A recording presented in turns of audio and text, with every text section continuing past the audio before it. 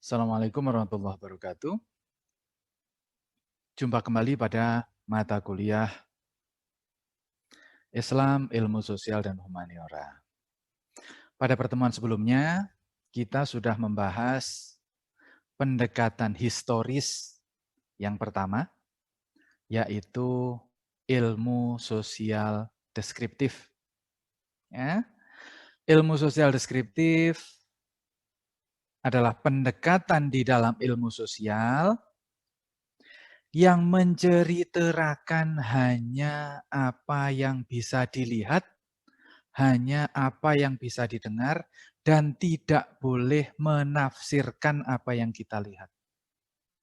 Karena kalau kita menafsirkan apa yang kita lihat, nanti ketika orang memiliki tafsir yang berbeda, maka pemahaman kita akan saling silang. Apa yang ingin kita komunikasikan justru membuat orang salah paham. Ya, itu adalah pendekatan yang mengikuti kaidah ilmiah paling kaku atau paling ketat, yaitu hanya boleh menceritakan apa yang diamati, hanya boleh menceritakan yang dilihat dan didengar. Pada pertemuan kali ini, kita akan membahas pendekatan yang kedua dari perspektif historis, yaitu ilmu sosial interpretatif. Apa itu ilmu sosial interpretatif? Sebagaimana terlihat dari judul ya, kalau kemarin itu deskriptif, itu artinya mendeskripsikan apa yang diamati, maka pendekatan ilmu sosial interpretatif adalah mencoba untuk menafsirkan apa yang kita amati. Jadi berbanding terbalik dengan apa yang kita pelajari sebelumnya. Oke, kita lihat.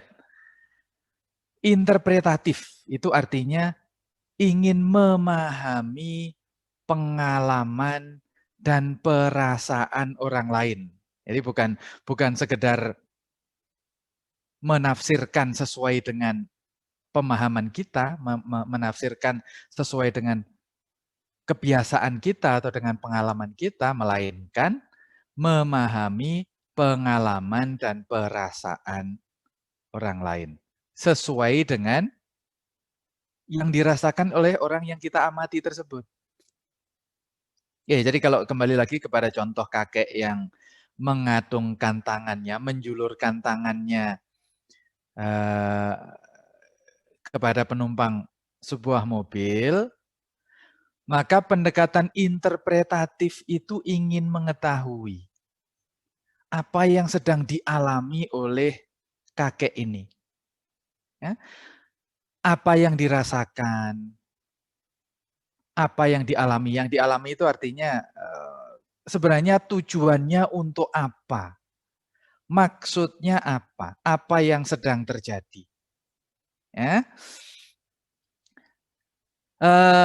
Pertanyaan tersebut, apa yang sedang terjadi dengan kakek ini? Apa yang dia alami? Apa yang dia rasakan? Itu tidak bisa kita ketahui dari jauh. Ya, berbeda dengan pendekatan interpretatif, pendekatan deskriptif tadi itu yang bisa kita lakukan dari jauh sekali. Mungkin dari jarak beberapa meter kita bisa melihat. Kita dari jarak beberapa ratus meter bisa menggunakan teropong ya. Ada seorang kakek yang menjulurkan tangan ke arah mobil. Tetapi kalau untuk memahami pengalaman tidak bisa kita lihat dari jauh. Satu-satunya cara adalah kita mendekat dan bertanya. Ya, bertanya bisa pada saat ini ketika kakek itu berada di dekat mobil, atau nanti ketika kakek ini sudah tidak di dekat mobil, atau mungkin minggu depan, bulan depan, tahun depan, 10 tahun yang akan datang bisa. Yang menjadi kunci adalah kita bertanya kepada orang yang mengalami.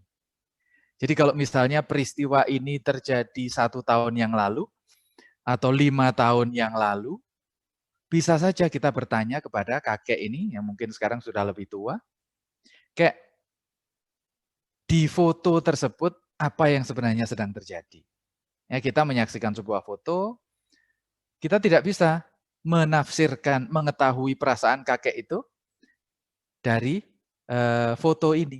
Apakah kakek itu sedang melakukan apa? Apakah kakek itu sedang bersedih, sedang gembira, atau sedang biasa-biasa saja? Ya, kita hanya bisa bertanya. Dengan bertanya itulah kita mengetahui apa yang dirasakan dan apa yang terjadi dengan kakek tersebut. Maksudnya apa? Sehingga informasi yang kita dapatkan bukan deskripsi terhadap apa yang kita lihat. Berbeda dengan pendekatan deskriptif, di mana hanya bisa menceritakan apa yang kita amati. Pendekatan interpretatif, datanya adalah pemahaman. Ya, kita menjadi tahu situasi kakek ini. Apa maksudnya menjulurkan tangan, dalam konteks apa, gitu ya. Oke, katakanlah bercerita. Oh, waktu itu saya sedang meminta-minta. Meminta-minta kepada pengemudi mobil atau pengendara mobil ini. Nah, kita baru tahu kakek ini meminta-minta. Kemudian kita tanya, ketika meminta-minta itu perasaan kakek gimana, Kek? Kita mungkin sekilas akan mengatakan, ya saya sebenarnya malu untuk meminta-minta, misalnya begitu ya. Tapi kita tidak bisa menilai itu sebelum bertanya. Kita hanya bisa mengetahui situasi orang lain dengan bertanya. Maka kita bertanya pada kakek ini, perasaan kakek gimana, Kek? Saya bangga. Nah, misalnya begitu ya. Saya bangga karena meskipun usia saya sudah tua, saya tidak menyandarkan kebutuhan pada orang lain. Meskipun dengan cara mengemis, saya masih bisa hidup mandiri. Saya bangga melakukan apa yang saya lakukan. Nah kan, jadi ilmu sosial interpretatif itu muncul karena situasi seseorang itu tidak bisa kita lihat dari luar. Kalau kita melihat katakanlah seorang pengemis seperti ini, apakah dia bersedih, apakah dia gembira, atau biasa-biasa saja, atau mungkin bahkan bangga, kita tidak bisa. Kita hanya bisa dengan bertanya.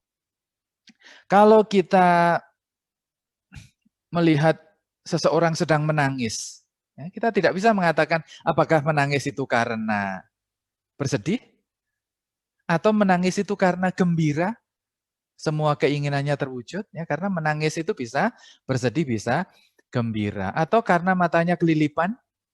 Kita tidak tahu sebelum kita bertanya. Ya kan? Jadi ilmu pengetahuan interpretatif ingin mengetahui pengalaman, perasaan, situasi seseorang ya dengan cara bertanya. Karena bukan datanya bukan informasi melainkan pemahaman. Kita lebih paham pada situasi orang yang kita amati. Ya. Kalau pendekatan deskriptif itu dilakukan dengan cara mengamati secara detail. Apa yang dilihat, apa yang didengar, apa yang dirasakan, apa yang dibau mungkin. Ya. Sementara pendekatan ilmu sosial interpretatif itu tidak mengandalkan pengamatan, melainkan mengandalkan pemahaman. Ya. Bagaimana cara kita memahami seseorang, kita harus kembali kepada perasaan kita sendiri.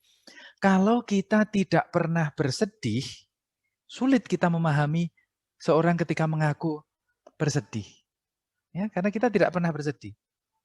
Bagaimana rasanya orang bergembira itu hanya bisa kita ketahui kalau kita sudah paham apa itu bergembira. Dan kalau kita berbicara pengalaman, ya kita hanya bisa mengetahui kalau kita sudah pernah mengalami.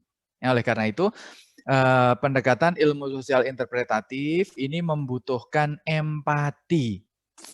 Bagaimana ikut merasakan pengalaman yang dialami oleh seseorang. Misalnya kita melihat ada seseorang yang berkelahi kemudian salah satunya dipukul sampai pingsan. Nah, kita tidak bisa mengatakan bahwa orang yang memukul itu yang bersalah sebelum kita bertanya apa yang terjadi dan bagaimana perasaannya. Nah, bisa jadi dia membela diri dan justru merasa bangga ketika dia bisa melindungi keluarganya dari serangan orang yang ingin mengganggu keluarganya. Nah, itu adalah sesuatu yang harus kita tanya. Dan kita tidak akan bisa mendapatkan pemahaman yang utuh kalau kita tidak ikut merasakan. Dan kita tidak akan bisa ikut merasakan kalau kita tidak punya pengalaman. Ya, sehingga menjadi peneliti interpretatif ini susah-susah gampang. Nah, contoh misalnya, kita bertanya pada seseorang yang makan jalapeno. Kalian mungkin belum pernah lihat ya. Sudah pernah melihat tapi belum pernah merasakan. Jalapeno itu lombok atau cabenya orang Amerika. Berasal dari Amerika Latin. Bentuknya seperti cabai tetapi tebal. Tebal mungkin seperti paprika, tetapi pedas. Pedasnya tidak seperti pedasnya cabai rawit kita. Tidak terlalu pedas, tetapi crunchy ya, seperti kita makan paprika atau timun, ya, ada krius gitu, tetapi mengandung pedas. Nah, kalau ada orang makan jalapeno, kemudian kita tanya apa rasanya, rasanya pedas. Ya, kita hanya bisa menangkap apa yang disebut pedas itu kalau kita sudah pernah makan cabai, sudah pernah merasakan rasa sesuatu yang pedas. Ya, sandal mungkin pedas juga kalau kena di wajah ya, tetapi bukan itu maksudnya. Pedas itu seperti cabai. Kalau kita belum pernah makan cabai, ada orang menceritakan rasa pedas itu kita nggak akan pernah bisa. Karena itu soal pengalaman. Pengalaman itu hanya bisa dirasakan, tidak bisa diceritakan. Nah, oleh karena itu, cara untuk bisa mendapatkan pengalaman seseorang harus dengan empati. Kita memerankan seolah-olah kita berada pada situasi yang kita amati. Situasi kakek ini ya, ketika dia mengatakan dia bangga bisa hidup mandiri meskipun dengan cara mengemis, itu kita mencoba merasakan itu. Ya, bagaimana mengemis itu bangga? Ya, itu tidak gampang. Ya, kalau kita tidak pernah mungkin merasakan perjuangan hidup, merasakan menjadi orang yang tidak ingin tergantung, mungkin kita akan sulit. Tapi kalau kita pernah mengalami situasi yang kira-kira mirip dengan apa yang dirasakan oleh kakek ini, ya, kita akan lebih mudah untuk bisa berempati. Ya, ini adalah salah satu cara menceritakan realitas historis ya yang ada di dalam ilmu sosial. Nah, dan yang terakhir, nanti ketika kita melakukan simpulan, kita harus melihat kesimpulan itu berdasarkan konteks budaya dari orang yang kita amati. Ya, bukan budaya kita sendiri. Ya, misalnya ini kakek ini, kalau di budaya kita mungkin kita mengatakan mengemis itu sesuatu yang tidak baik. Ya, karena tidak mandiri. Tapi bisa jadi situasi si kakek ini, ya, karena dia hidup mungkin bersama dengan anak-anaknya, kemudian anak-anaknya sudah pergi, dan dia tidak ingin mengganggu anak-anaknya yang mungkin juga masih kesusahan. Kayak ini juang sekuat tenaga, ya dia ingin menjadi orang yang tetap mandiri sampai tua, atau mungkin kakek ini dulunya seorang pejuang atau seorang petarung yang jiwa petarungnya itu mendarah daging sampai ketika sudah tua sekalipun dia pantang menyerah, pantang mengandalkan orang lain, dan terbiasa menyelesaikan persoalan yang dia hadapi dengan tangannya sendiri. Ya, ini harus kita lihat dari konteks kehidupan si kakek ini sendiri. Nah, sehingga kita benar-benar ketika menceritakan apa yang terjadi pada kakek ini, itu bukan versi kita, tapi benar-benar versi si kakek yang kita amati ini. Beliau mungkin adalah seorang petarung, kemudian terbiasa mengandalkan dirinya sendiri, keberaniannya sendiri, kekuatannya sendiri, tekadnya sendiri untuk menyelesaikan persoalan-persoalan yang dihadapi atau mungkin bahkan menjadi andalan orang lain untuk menyelesaikan persoalan-persoalan yang dihadapi oleh orang lain. Nah, ketika sudah tua, sudah pensiun, sudah tidak punya penghasilan, ya dia tetap berjuang. Tidak mau menyerah, tidak mau bergantung pada orang lain, meskipun dengan cara mengemis. Ya, ini adalah pendekatan ilmu sosial interpretatif yang merupakan bagian atau salah satu dari pendekatan ilmu sosial historis. Ya, dan ini kembali lagi kita juga bisa melihat nantinya dimensi integrasinya. Ketika kita melakukan pengamatan interpretatif ya, terhadap kakek tadi itu, kita bertanya, kita mengamati keseharian kehidupan kakek itu, oh ternyata dia memang mandiri, mencuci baju sendiri, belanja sendiri, dan tidak tergantung pada siapapun. Nah, dari situ kita tahu. Tetapi ketika kita melakukan pengamatan, ketika kita melakukan wawancara, ya, itu harus ada nilai-nilai yang kita jaga, kita kembangkan. Misalnya nilai-nilai tauhid itu mengajarkan bahwa manusia itu tidak hanya yang sifatnya jasmaniah saja. Jadi kalau kita bertanya, jangan hanya bertanya soal-soal yang sifatnya jasmani, tapi juga kita perlu mengetahui kondisi ruhaniahnya, situasi kebatinannya seperti apa. Apakah selalu berdoa dan bagaimana dampak dari berdoa atau beribadah itu pada keseimbangan atau kekuatan mental si kakek itu. Gitu ya. Lalu syariah kembali dengan cara-cara yang benar ya. Ya cara yang benar itu seukuran dengan situasi yang kita hadapi. Karena misalnya begini. Ada satu tradisi yang diikuti oleh sejumlah ilmuwan barat ya, yang rata-rata sekuler untuk mencoba melakukan pengamatan interpretatif itu pada titik yang sangat ekstrim. Ada seorang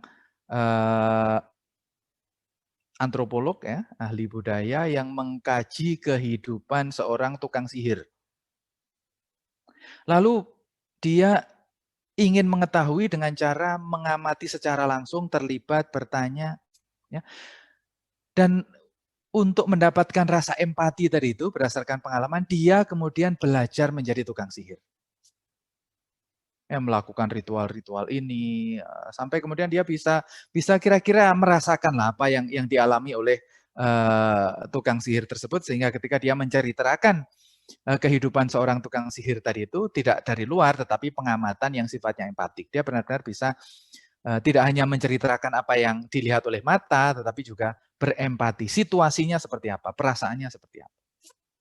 Macam itu ya. Tentu kita harus punya patokan semacam ini.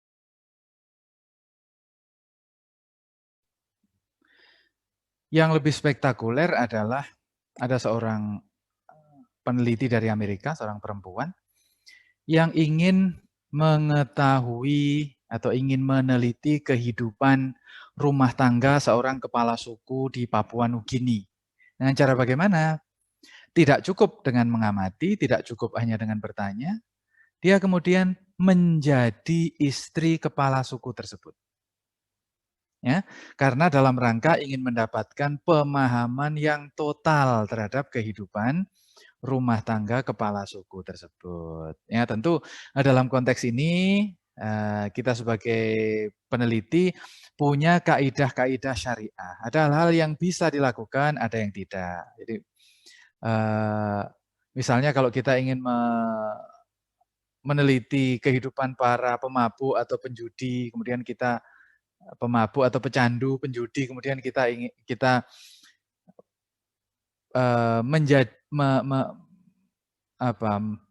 mencoba berempati dengan ikut mabuk atau ikut menjadi pecandu atau ikut berjudi, ya tentu itu tidak boleh karena bertentangan dengan kaidah-kaidah syariah. Dan yang terakhir, dalam rangka melakukan observasi interpretatif ini, kaidah-kaidah tasawuf atau perspektif normatif tasawuf mengajarkan kepada kita atau memberikan wawasan kepada kita bahwa apapun yang kita lakukan itu menjadikan kita lebih arif. Ya. Menguatkan rasa persaudaraan, ya, pemahaman kita terhadap apa yang kita kaji menjadikan kita lebih santun, menjadikan kita lebih menghormati kehidupan, membuat kita lebih arif, ya, sehingga seluruh proses penelitian itu, baik pada aspek eksternalnya, kita mencoba melakukan bertanya atau berpartisipasi, ataupun yang secara internal ingin mencoba melakukan empati, itu membawa kepada kebaikan. Oke ya, jadi itu pendekatan ilmu sosial interpretatif, ya, yang merupakan jenis ilmu sosial historis yang kedua. Kita bertemu lagi pada video berikutnya. Terima kasih. Assalamualaikum warahmatullahi wabarakatuh.